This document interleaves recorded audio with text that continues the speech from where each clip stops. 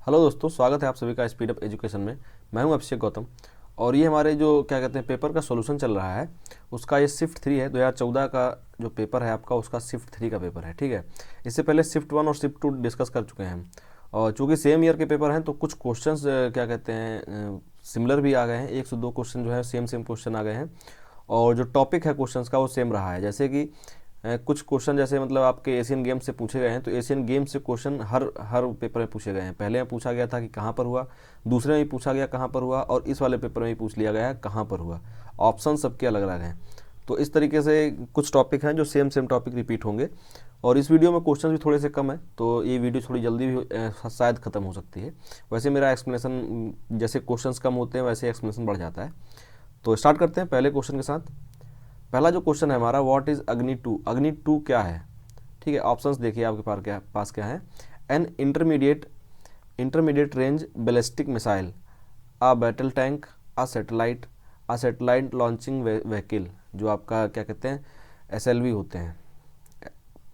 ठीक है, तो ये क्या है अग्नि। अग्नि के बारे में आप सभी लोग जानते होंगे। अगर हिंदी में बात करें तो पूछा गया है कि अग्नि क्या है, अग्नि 2 क्या है। आपकी जो एक मध्यम दूरी की रेंज वाली मिसाइल है या फिर आपका बैटल टैंक है, मतलब युद्धपोत है, युद्ध में जो लड़ाई करने वाले टैंक होते हैं वो है, या फिर सेटेलाइट है, कोई उपग्रह है, या फिर आपका सेटेलाइट व्हीकल जो क्या कहते हैं आपके जो व्हीकल होते हैं जो जिनसे लॉन्च किए जाते हैं सेटेलाइट्स, वो है। तो इसका ऑप्शन तो सही है कि ये है एक मिसाइल। आप सभी लोग जानते होंगे इसके बारे में। और एपीजे अब्दुल कलाम जो हैं कलाम साहब, वो सबसे बड़े क्या कहते हैं मिसाइल मैन बोले जाते हैं। इनको बोला जाता है मिसाइल मैन ऑफ इंडिया। ठीक है, मिसाइल मैन ऑफ इंडिया। तो ये जब पहली अग्नि बनी, अग्नि फर्स्ट जब बनी, तब ये डीआरडीओ के चीफ थे। डीआरडीओ जो है हमारा डिफेंस रिसर्च एंड पूरा फुल फॉर्म मैं बताता हूँ आपको। तो डीआरडीओ का फुल फॉर्म में थोड़ा कंफ्यूज हो गया था। डीआरडीओ का फुल फॉर्म आपका है डिफेंस रिसर्च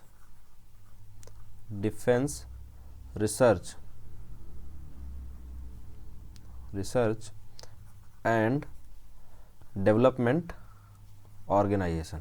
ठीक है, तो ये है डीआरडीओ का फुल फॉर्म। उस टाइम पे डीआरडीओ के चीफ आपके थे एपीजे अब्दुल कलाम, और ये जो क्या कहते हैं इसीलिए इनको बुलाया था मिसाइल मैन ऑफ इंडिया। उसके बाद अग्नि फर्स्ट, ये पूछा जा रहा है अग्नि सेकंड के बारे में, क्योंकि इसका जो परीक्षण है अग्नि सेकंड का वो क्या कहते हैं हुआ था 2010 में भी हुआ था और 2000 क्या कहते हैं 1999 में बना हुआ था। ठीक है, उसके बाद 2010 में परीक्षण किया गया था। तो ये क्वेश्चन एक तरीके से स्टैटिक का ही है, करंट अफेयर्स का क्वेश्चन नहीं है। और अगर मिसाइलों की बात की जाए तो अग्नि की जो पूरी सीरीज़ है मैं उसको पूरा एक्सप्लेन कर देता हूँ आपको। तो जो अग्नि फर्स्ट थी, अग्नि फर्स्ट वो 1989, ठीक है 1989 में पहली बार उसको क्या कहते हैं टेस्ट किया गया था और इसकी जो रेंज थी 700 से लेके 800 किलोमीटर तक। ठीक है, तो एक तरीके से ये शॉर्ट रेंज मिसाइल थी। शॉर्ट रेंज कह लीजिए या कह लीजिए कि शॉर्ट और मीडियम के बीच की थी। ठीक है, उसके बाद अग्नि 2 आई। अग्नि 2 का जो क्या कहते हैं परीक्षण हुआ वो 1999 में हुआ और उसके बाद फिर 2010 में भी किया गया। तो 1999 याद रखिए आप अग्नि 2 के लिए। और अग्नि 2 की जो रेंज थी वो 700-800 से बढ़ के हो गई आपकी 2000 किलोमीटर।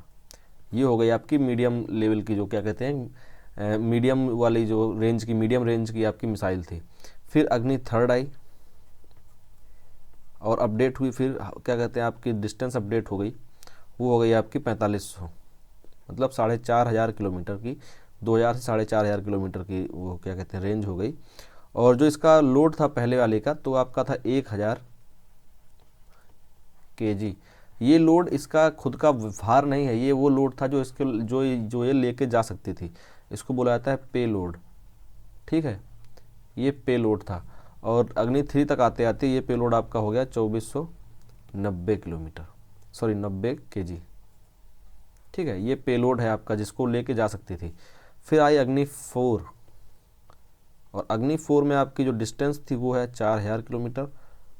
और बाकी चीज़ें अपडेट की गई, बहुत सारी चीज़ें अपडेट हो गई इसमें। न्यूक्लियर कैपेबल हो गई है, ये न्यूक्लियर कैपेबल हो गई, मतलब ये न्यूक्लियर मिसाइल क्या कहते हैं बम को लेके जा सकती थी। और बहुत सारी जो चीज़ें हैं वो क्या कहते हैं अपडेट हो गई इसमें। ये आ गई आपकी अग्नि 4। तो नेक्स्ट जो मिसाइल अपडेट हुई वो हुई आपकी अग्नि 5 बनी। अग्नि 5 की जो रेंज थी वो इन सभी को पार कर गई, वो आपकी हो गई 5500 से लेके 5800 किलोमीटर।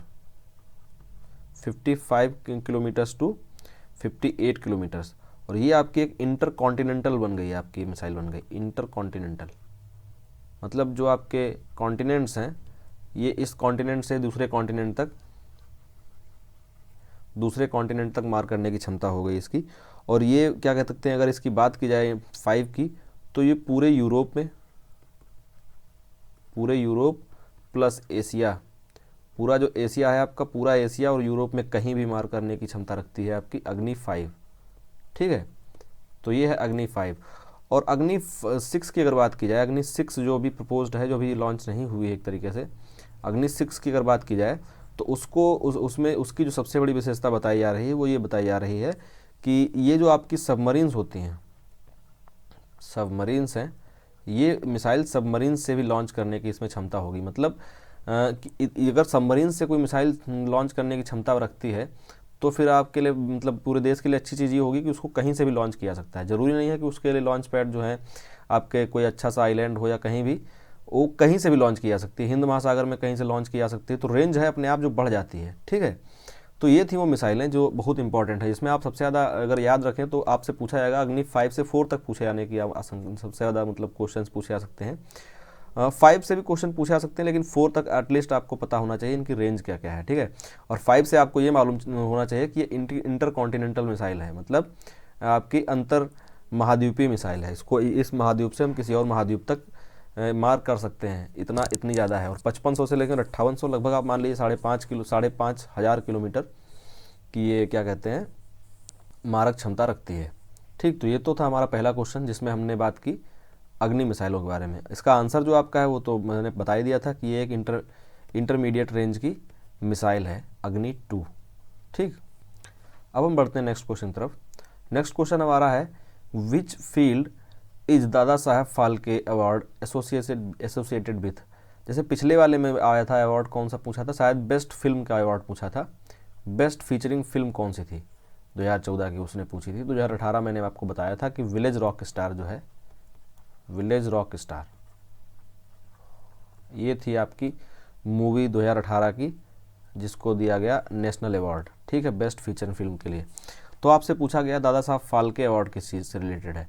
ये क्वेश्चन काफ़ी आसान है, क्योंकि अगर आपसे दादा साहब फाल्के पूछा जाता तो आपको थोड़ा सा याद रखना पड़ता। दादा साहब फाल्के 2018 का जो मिला वो मिला विनोद खन्ना को। सॉरी, मैं कभी कभी बोलता कुछ और हूँ, लिख कुछ और देता हूँ, विनोद खन्ना को। ठीक है, तो विनोद खन्ना को मिला आपके दादा साहब फाल्के अवार्ड, और ये रिलेटेड होता है आपके सिनेमा से। इसमें तो मतलब क्वेश्चन काफ़ी आसान है, लिटरेचर, सिनेमा, जर्नलिज्म, वॉलीबॉल, ये इसके ऑप्शन है कि इसमें से किस फील्ड से रिलेटेड है। तो ये तो आप मतलब आसानी से कर सकते हैं मार्क इसको, ये सिनेमा से रिलेटेड है। ठीक है, अब बढ़ते हैं हम नेक्स्ट क्वेश्चन तरफ।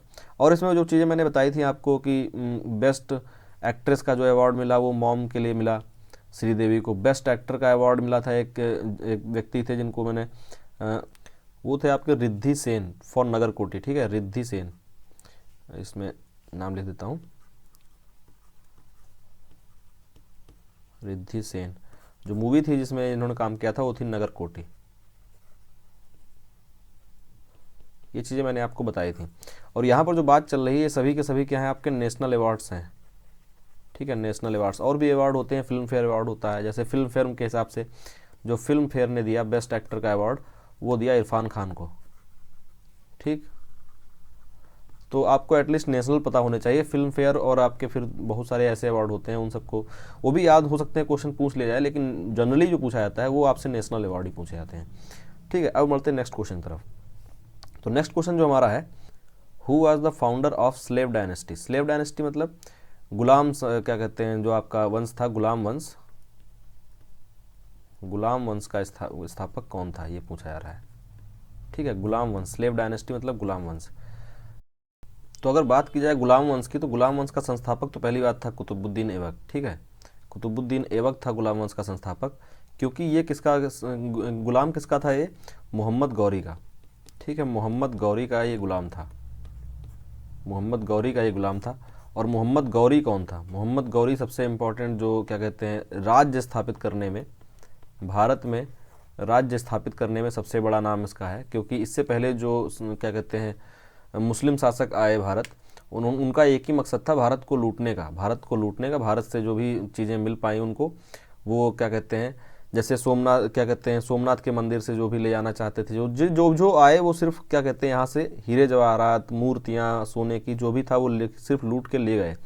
ये था जिसने यहाँ पर राज्य स्थापित किया। इसकी लड़ाई हुई आपकी 1191 में पहली लड़ाई हुई और फिर 1192 में हुई।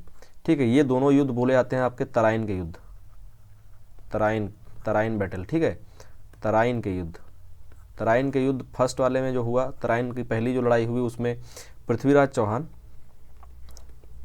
चौहान वर्सेस गौरी हुआ और गौरी इसमें पराजित हुआ गया, पृथ्वीराज चौहान जीत गए। इन्होंने क्या किया फिर इसको लेकिन छोड़ दिया, इन्होंने इसको क्या कहते हैं, ये इसने हथियार डाल दिए लास्ट में, इन्होंने क्या कहते हैं छोड़ दिया, बड़ा हृदय दिखाते हुए, एक बड़ा दिल दिखाते हुए इन्होंने छोड़ दिया। इसने 1 साल बाद फिर से आक्रमण किया और फिर से इन्हीं दोनों के बीच लड़ाई हुई और इस बार जो है ये जीता, गौरी जीता और पृथ्वीराज चौहान की एक तरीके से डेथ हो गई।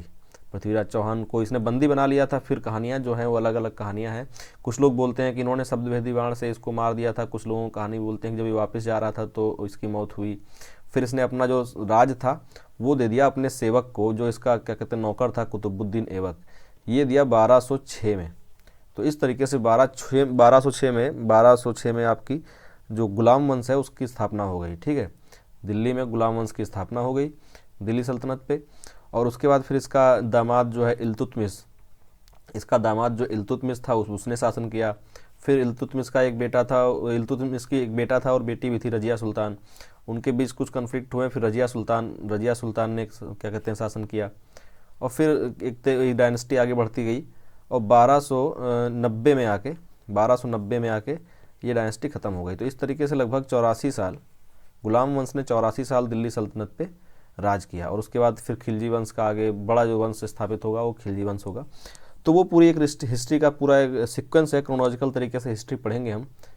अभी के लिए इस क्वेश्चन में अगर पूछा गया था कि स्लेव वंश की डायनेस्टी का फाउंडर कौन था, तो वो आपका आंसर है कुतुबुद्दीन ऐबक।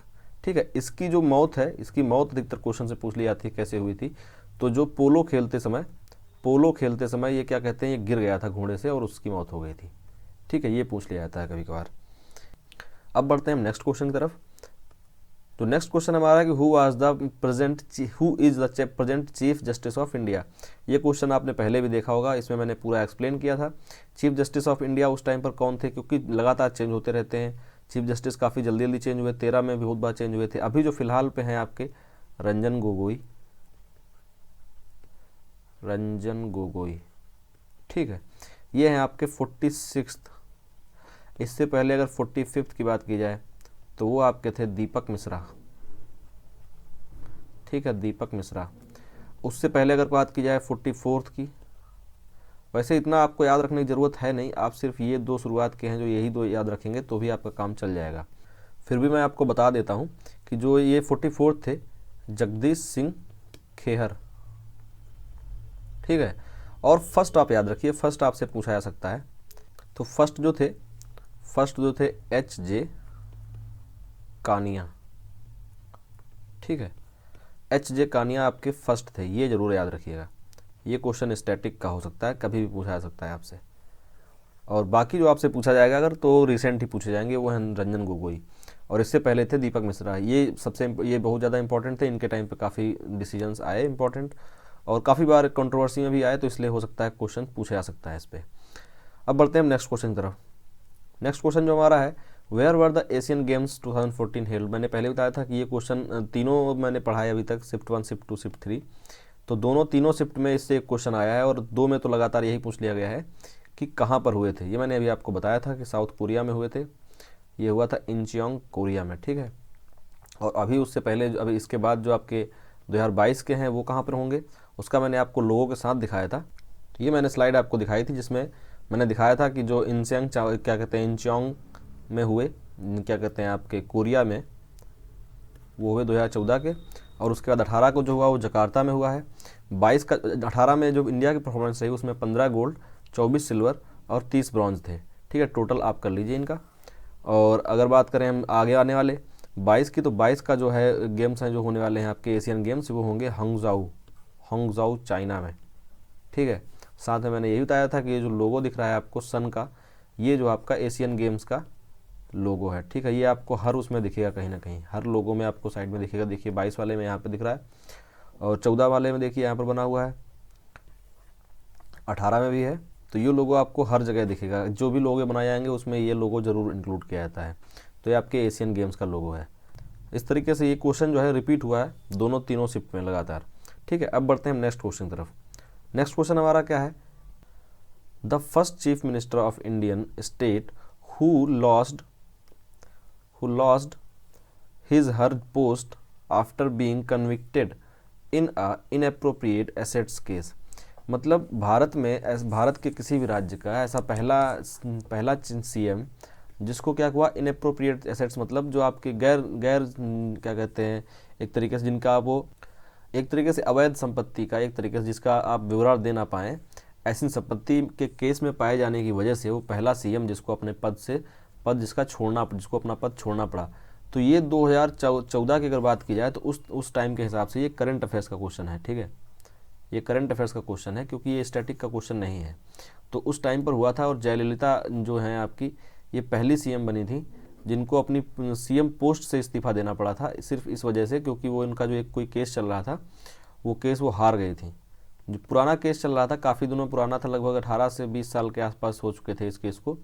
18 से 20 साल पुराना केस चल रहा था जिस पर डिसीजन आया था, और उसके बाद इनको अपनी पोस्ट छोड़नी पड़ी थी, ठीक है। तो जयललिता थी जो पहली सीएम बनी थी, और क्या कहते हैं, जिनको अपना पोस्ट छोड़ना पड़ा था किसी केस में फंसने के बाद। नॉर्मली अपने यहाँ ऐसा होता नहीं है। तो इस तरीके से एक हिस्टोरिक डिसीजन था जिसमें आपका क्या कहते हैं, इनको अपनी पोस्ट छोड़नी पड़ी थी। और ये सीएम कहाँ की थी, ये सीएम थी आपकी तमिलनाडु की, ठीक है। इनकी पार्टी का नाम अगर बात किया है तो ऑल इंडिया अन्ना द्रविड़ मुनेत्र कजाकम, ठीक है, AIDMK, DMK। ये जो DMK पार्टी है, द्रविड़ मुनेत्र कजाकम, उससे टूट के इन्होंने ही बनाई थी। और इसका जो पूरा नाम है ऑल इंडिया अन्ना द्रविड़ मुनेत्र कजाकम, ठीक है। ये है AIDMK का फुल फॉर्म। तो ये 2014 में ही इनका क्या कहते हैं, इनको अपनी पोस्ट छोड़नी पड़ी थी। अभी फिलहाल इनकी डेथ हो चुकी है। तो ये था इस पूरे क्वेश्चन के बारे में। अब हम देखते हैं नेक्स्ट क्वेश्चन को। नेक्स्ट क्वेश्चन जो हमारा है, how many medals did India win in recent held Asian games. Asian game जो अभी अभी हुए हैं, क्या कहते हैं, एशियन गेम, एशियाड्स, इनको एशियाड्स भी बोला जाता है, जो अभी अभी हुए। 2014 की बात है, 2014 का जो क्वेश्चन है, करंट अफेयर्स का क्वेश्चन है कि जो अभी अभी एशियाड गेम्स हुए उनमें इंडिया ने टोटल कितने मेडल जीते, ठीक। तो अब 14 में कितने मेडल जीते थे वो आपके लिए मायने नहीं करता है इस टाइम पर। अगर मैं आपको 14 का बताऊंगा तो कंफ्यूज होंगे। आपको याद रखना है कि 18 में इंडिया ने कितने मेडल जीते, और मैंने अभी अभी आपको बताया था कि 15 गोल्ड, 24 सिल्वर और 30 ब्रॉन्ज जीते इंडिया ने, ठीक है। तो आप टोटल कर लीजिए इनको, 24 है यहाँ पर, 9 एंड 6 3 2 5, 69 जो मेडल हैं आपके वो इंडिया ने जीते आपके 2018 का जो आपका एशियन गेम्स हुआ, ठीक है। इस क्वेश्चन में एक्सप्लेन करने के लिए इतना ही है। देखते हैं नेक्स्ट क्वेश्चन को।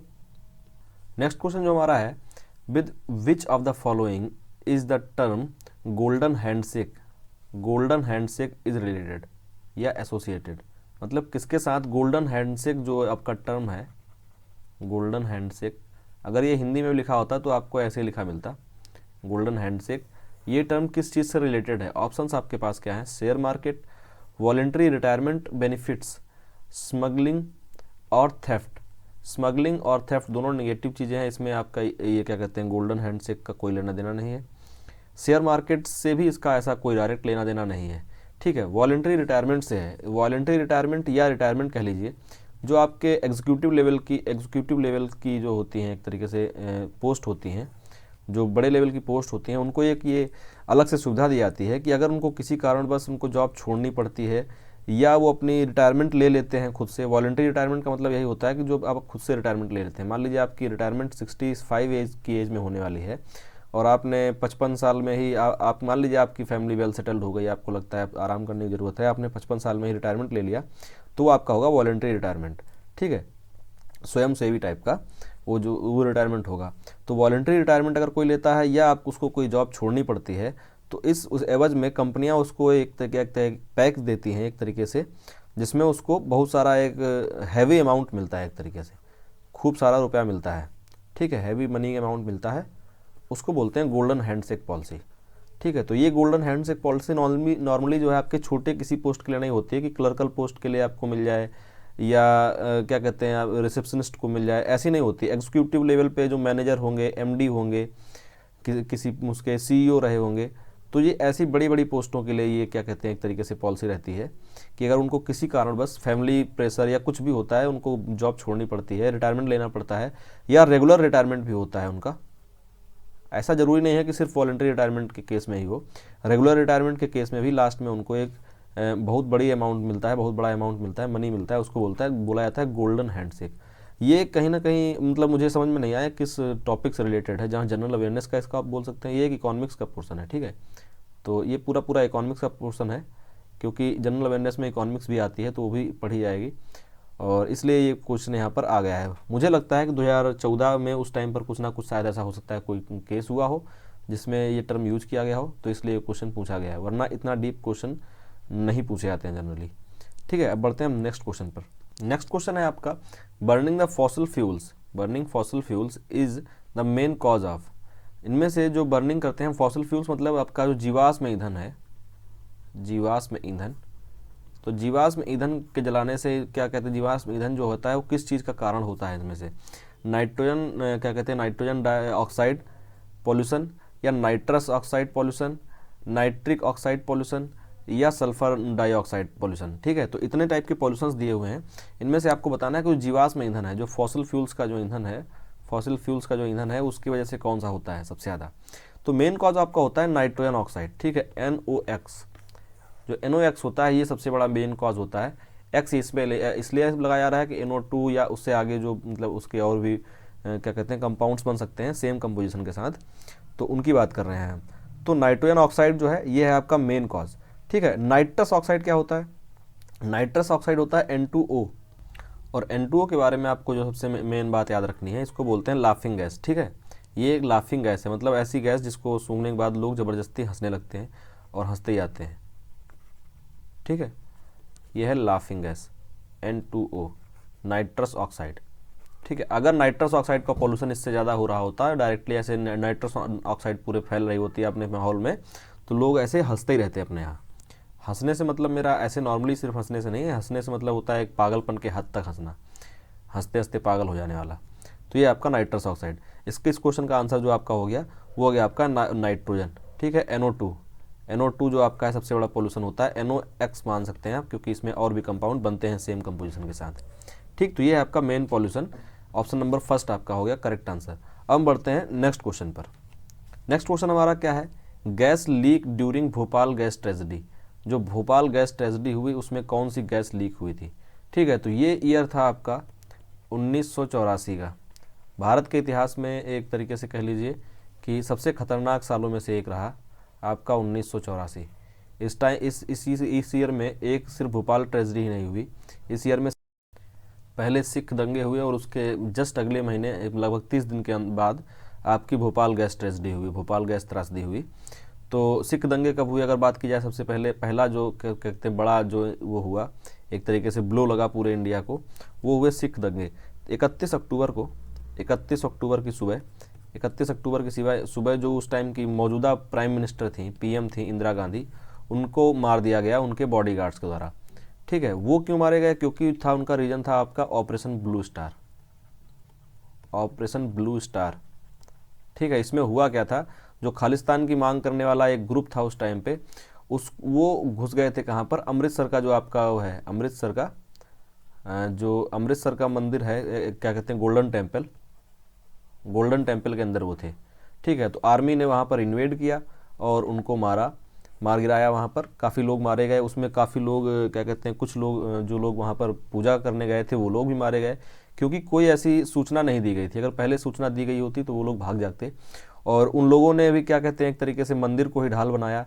तो वहाँ का जो छत्र है, जो वहाँ का सबसे इम्पॉर्टेंट जो छत्र है, उस पर भी थोड़ा बहुत नुकसान हो गया था, जो कोशिश की गई थी आर्मी के द्वारा ना किया जाए, लेकिन तब भी हो गया था। तो एक तरीके से सिख बहुत ज़्यादा ऑफेंडेड हो गए थे उससे, और जो इनके बॉडीगार्ड थे PM के, इंदिरा गांधी के बॉडीगार्ड थे, दोनों सिख थे, और इन्होंने एक तरीके से हार्मनी बनाए रखने के लिए कह लीजिए, या फिर सहिष्णुता के तरीके से बोल दीजिए, या बोलिए कि मतलब एक तरीके से भारत जो है धर्मनिरपेक्ष राज्य रहा, तो इस वजह से इन्होंने अपने जो बॉडीगार्ड्स थे वो बदले नहीं ब्लू स्टार के, ऑपरेशन ब्लू स्टार के बाद भी, और उन्हीं बॉडीगार्ड्स ने इनको 31 अक्टूबर को एक तरीके से इनको मौत के घाट उतार दिया। तो 31 की अक्टूबर की इस रात के बाद 1 नवंबर से लेकर 4 नवंबर के बीच पूरे देश में जो दंगे हुए हैं, और क्या कहते हैं, सिखों को जगह जगह पर मारा गया, दिल्ली में पूरी पूरी कॉलोनी जला दी गई, तो उसमें बहुत सारे क्या कहते हैं लोग मार दिए गए। और उसका जो क्या कहते हैं उसमें काफ़ी लोग अभियुक्त हुए, काफ़ी लोगों के खिलाफ क्या कहते हैं रिपोर्ट्स दर्ज कराई गई, लेकिन कुछ किसी का खास हुआ नहीं। अभी एक क्या कहते हैं एक निर्णय आया, और सज्जन कुमार, ठीक है, सज्जन कुमार जो एक बहुत बड़े एमपी रहे हैं इस टाइम पे, सज्जन कुमार, उनको मिली उम्र कैद की सज़ा, और कुछ लोगों को 10-10 साल की सज़ा दी गई। और ये अभी हुआ आपका 17 दिसंबर को, ठीक है। तो ये तो पूरा था जो मैंने आपको एक्सप्लेन किया। 1984 में हुई एक और बड़ी इवेंट, जिसमें क्या कहते हैं एक बड़ा ब्लो कह लीजिए पूरे भारत को लगा, जिसमें जो थे सिख दंगे, जिनकी मिसाल अभी तक दी जाती है। एक तरीके से बीजेपी कांग्रेस पर क्या कहते हैं हमेशा एलिगेशंस लगाती है इन सिख दंगों का, और कहीं ना कहीं पॉलिटिकली भी देखा जाए तो चीज़ें भड़काई गई थी, क्योंकि जब भी कुछ ऐसा होता है तो पॉलिटिकली सपोर्ट ज़रूर होता है। ये चीज़ ये मतलब किसी भी मामले में हो, बिना पॉलिटिकल सपोर्ट के इतने बड़े कोई कार्यवाही, इतना बड़ा कुछ जो काम है वो कभी देश में नहीं हो सकता। तो अब हम आते हैं भोपाल ट्रेजेडी पर। तो ये सब जब हुआ आपका क्या कहते हैं 1 नवंबर से लेकर 4 नवंबर के बीच, उसके बाद हुआ भोपाल ट्रेजेडी कांड। ये हुआ आपका एक जस्ट महीने बाद, ठीक है, 2 तारीख को हुआ, 2 तारीख से 3 तारीख तक के बीच में। वहाँ पे क्या हुआ, वहाँ पे एक फैक्ट्री से जो आपकी मिथाइल साइनेट, इसका आंसर जो है मिथाइल साइनेट, मिथाइल आइसोसाइनेट, ये गैस लीक हुई, मिथाइल आइसोसाइनेट, और बहुत सारे लोगों की डेथ हो गई इससे बहुत सारे लोगों की डेथ हुई। मिथाइल आइसोसाइनेट की अगर बात की जाए तो ये इसका फार्मूला है, और इसको लिखने के तरीके आप ऐसे लिख सकते हैं C2H3NO, ठीक है, या ऐसे भी लिखी जाती है CH3CNO, जो तरीका आपको याद करना आसान हो। मिथाइल आइसोसाइनेट है, इतना आप याद रखिएगा, इसका नाम मिथाइल आइसोसाइनेट है। और जो इमेज लगी हुई है यहाँ पर, इससे आप गंभीरता समझ सकते हैं कि यहाँ देखिए लोग बिल्कुल मर रहे हैं। और ये सिर्फ अकेली एक इमेज नहीं है, अगर आप गूगल पे सर्च करेंगे इस बारे में, गूगल करेंगे इसको, तो आपको ऐसी हज़ारों इमेजेस मिल जाएंगी। और इस पे डॉक्यूमेंट्रीज़ बन चुकी हैं, आप देखिए अगर आपको टाइम है, इन पे डॉक्यूमेंट्रीज़ हैं, यूट्यूब पे अवेलेबल हैं, बहुत सारी डॉक्यूमेंट्रीज़ हैं, अच्छे अच्छे लोगों ने बनाई हैं।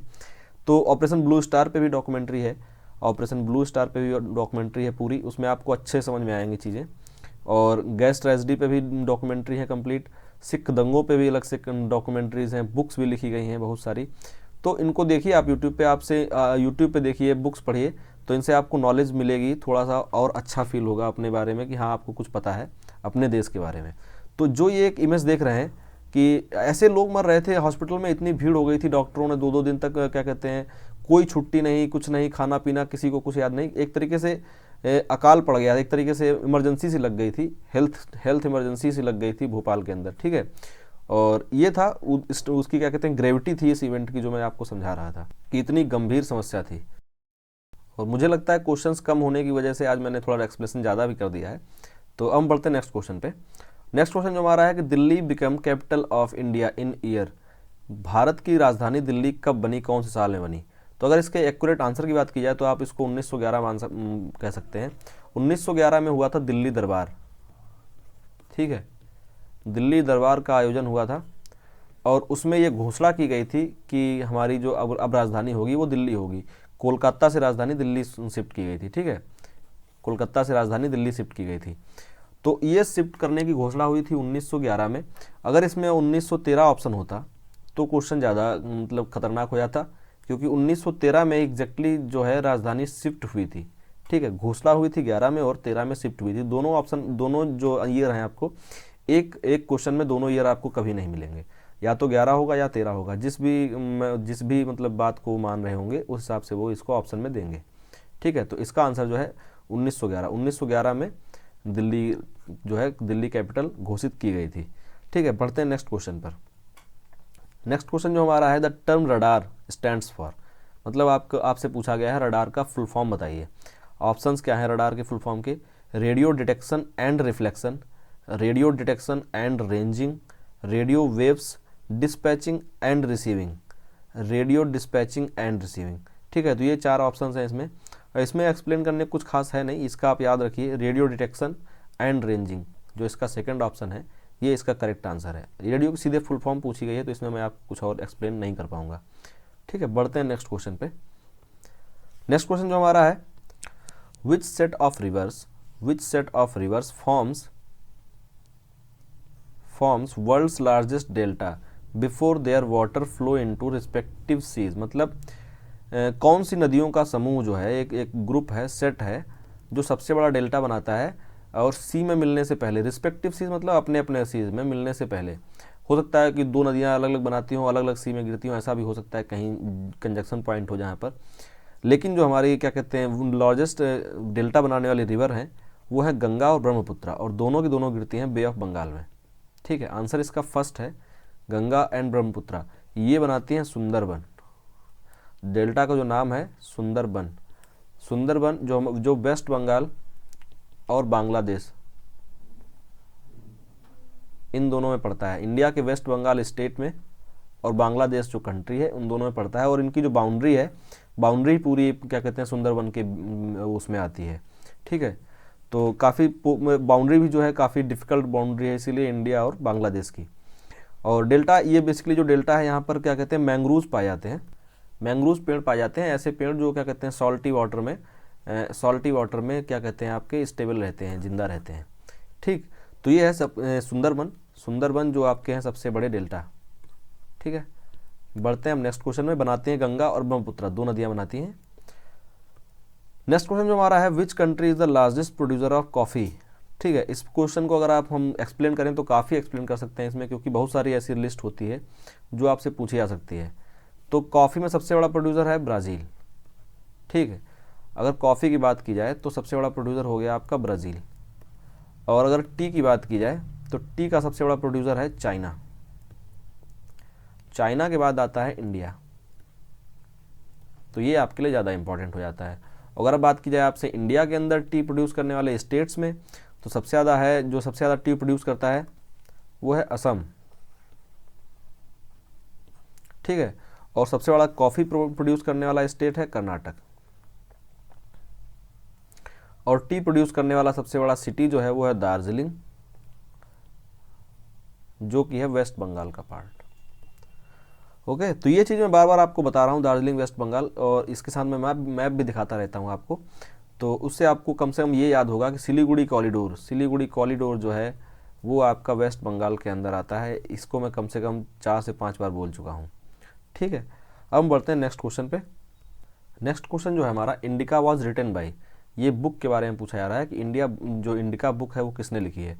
चाणक्य, मेगास्थनीज, सेलुलोज और या डेरियस। तो सेलुकस और डेरियस, तो ये आपके ऑप्शंस हैं, और इसका आंसर है मेगास्थनीज। बुक्स पे मैंने एक पूरी वीडियो बनाई हुई है UPSSC में, वो हिंदी में है। ठीक है, उसको मैं इंग्लिश में करके आपको वो UPSSC में हिंदी में प्रोवाइड की थी पूरी जो है इमेज पूरी वीडियो। तो उसको मैं आज ही आपको, मतलब हो सकता है इस वीडियो के जस्ट बाद आपको मिल जाए, या आपको लेट नाइट तक आज ही वो बुक्स की जो पूरी वीडियो है वो आपको मिल जाएगी। ठीक है, इसका आंसर है मेगास्थनीज। और इस तरीके से जो डिस्कशन है हमारा वो यहीं पे समाप्त होता है, क्योंकि काफ़ी क्वेश्चंस कम थे और डिस्कशन हम लोगों ने काफ़ी लंबा किया हुआ है बाकी सब चीज़ों पर। तो जो डिस्कशन है वो यहीं पे समाप्त होता है। और ये पिछली वीडियो का ही लिखा हुआ है कि हमारी जो वीडियो का टाइमिंग है वो 7 PM है, और नॉइस के लिए कुछ किसी ने बोला था।